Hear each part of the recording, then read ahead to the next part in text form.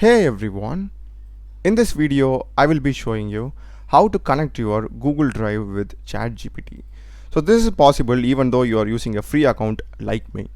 So let's get started. First thing, sign up into your ChatGPT and come to the home interface. And here we are having a plus icon and it says add photos and files. Click here and select add from apps. So here we are having two options. One is to connect it with OneDrive, which is from Microsoft. Another one is connected with Google Drive. If you click on this, you will be taken to an interface to sign in with your Google account. So just click this and sign in with your Google account.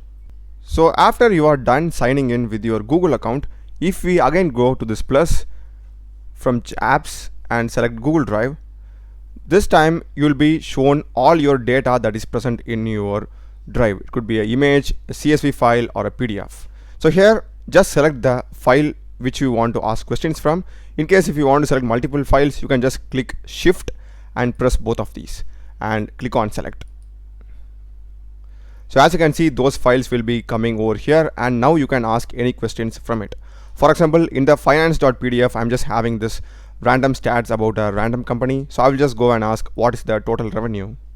So I have asked it what is the total revenue of my company all time, and here it has listed the data from my PDF, just sums it and gives the total. So basically the summation of these values, and it also gives the source. That's an amazing thing. So if you click on the sources, it will show you the PDF from which it has got this particular data, and if you click this, it will directly open this PDF in a new tab.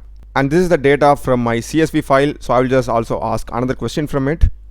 So now I asked some questions related to the CSV file, and as you can see, it has given me total of 4 students have been passed according to the PDF, and yeah, 4 students have the pass as yes.